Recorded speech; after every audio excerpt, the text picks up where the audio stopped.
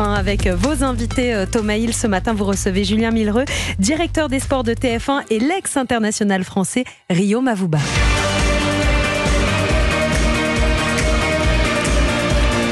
Ça, c'est le chant des cygnes d'Indochine, sorti aujourd'hui même et qui sert d'inspiration au générique qu'on va entendre pendant tout cet Euro de foot sur TF1, parce que ce soir, c'est le coup d'envoi de l'Euro avec la cérémonie d'ouverture à 20h40, 20h43. Ouais, autour de 20h43, 45. Une cérémonie d'ouverture très courte, hein. Oui, c'est assez court. Ça dure combien de temps à peu près ? 3-4 minutes en général, parce qu'après les joueurs vont rentrer sur le terrain.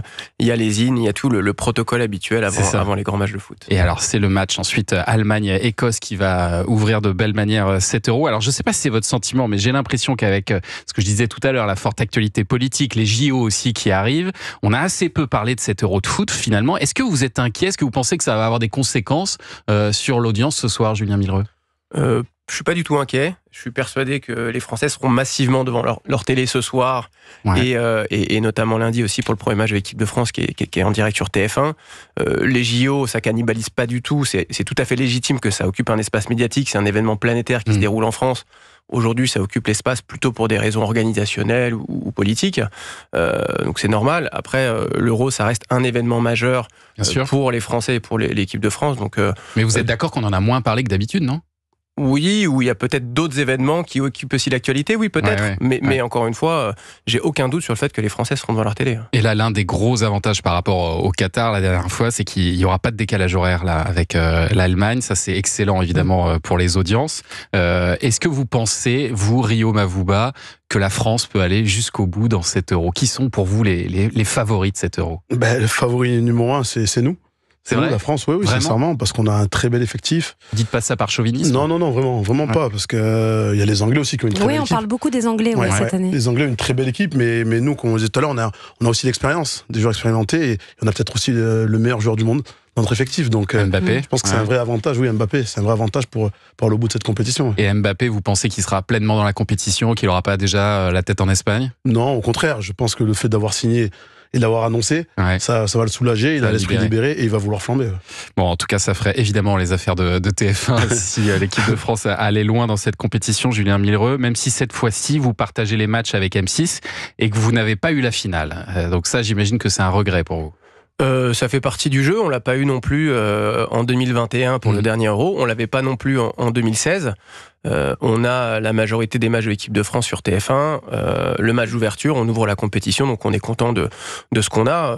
Voilà. Après, quoi qu'il arrive, on supportera l'équipe de France jusqu'au bout, parce qu'on est diffuseur exclusif jusqu'à 2028, et que quoi qu'il se passe dans cet Euro, on aura l'équipe de France sur TF1 le 6 septembre face à l'Italie à la rentrée. Donc on a plutôt intérêt à ce que les Français aillent le plus loin possible. Et comment ça se passe, la répartition des matchs entre ces deux grandes chaînes TF1 et M6 ? C'est un tirage au sort ? L'esprit de départ, c'est déjà qu'on partage de manière équitable. Voilà. Donc on attend que le tirage au sort se déroule en décembre, et ensuite, en fonction des horaires, des matchs, des dates, on constitue 2 packages de valeurs équivalentes, et après, on arrive ou pas à se mettre d'accord, mais le principe de base, c'est vraiment que aucun des deux groupes ne soit lésé. Voilà. C'est ça. Et alors, quelle place vous aurez, Rio Mavuba, dans tout ce dispositif de TF1 ? Vous serez dans le MAG, c'est ça ? Exactement, dans le MAG après les matchs sur TF1, donc avec Denis Brognard, Adil Rami, Nadia Ben Mokhtar aussi. On sera donc toute une équipe pour justement débriefer un petit peu sur les matchs qu'il y aura eu, et surtout préparer les matchs des Bleus où on parlait après. Ouais. Avec une nouvelle concurrence qui est quand même assez forte maintenant pour ce MAG, ce sont les chaînes info.